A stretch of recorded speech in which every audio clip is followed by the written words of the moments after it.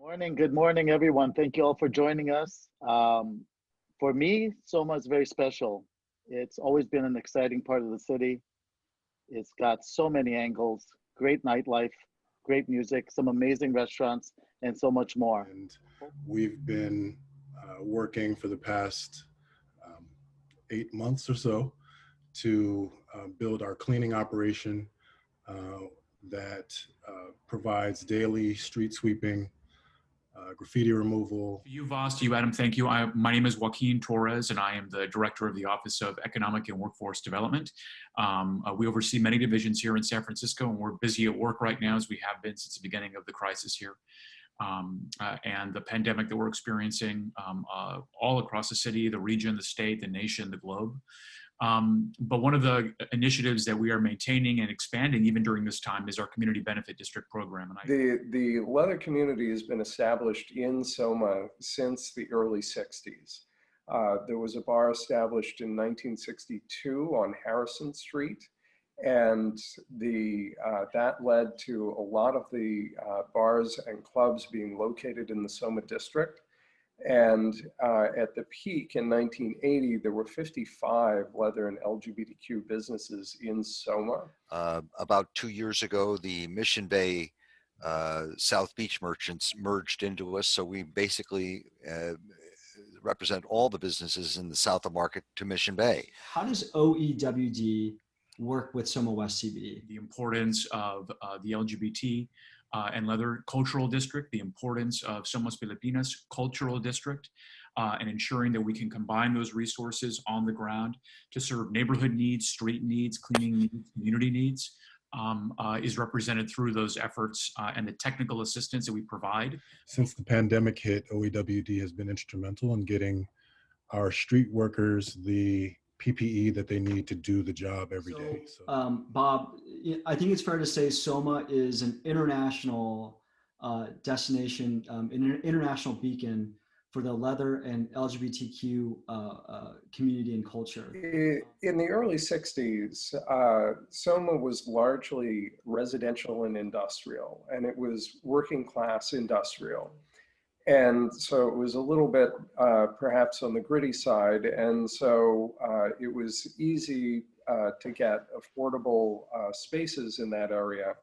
And also being in large part industrial, there weren't so many people who were going to complain at night about, leather guys or women going to the bars. Unique. Can you tell us more about the Filipino community's deep connection to SOMA and just some of the things that you were doing and what you hope to accomplish through the cultural district? Sure, yeah. SOMA Filipinas is actually one of 3 Filipino cultural districts in the nation, but we're the first one to be designated as a California cultural district. And our roots in SOMA actually go back more than 100 years with one of the forefathers of the Filipino Republic, spending a lot of time in the Palace Hotel, a few months learning about American democracy. And then going into the 1920s and 30s, the first wave of Filipino immigrants were farm laborers. And when they were looking for a safe haven for housing, they actually bought a lot of property around South Park. And we worked with the city to kind of landmark some of their buildings to kind of keep it within the community and also to ensure that their historical significance is safe for generations on. In working with OEWD, MOHCD, these city agencies have been very instrumental in investing in our strategies and really pushing our community forward and looking at new strategies to kind of turn the tide of economic displacement on its head.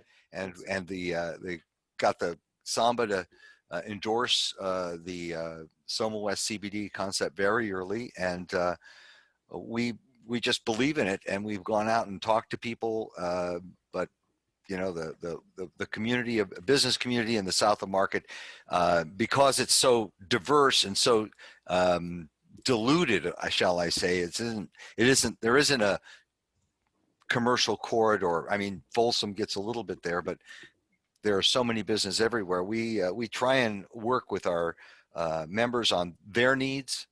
We had restaurants come to us about the shared spaces, and that was just a matter of information. It got resolved so fast we didn't have to even do anything about it. And just like the great food that you can get, whether it's the Willow and the gastropub experience during beer weeks, or just heading down over to Terroir and seeing how expansion of local employees from restaurants across the city have popped up in areas like that on Folsom.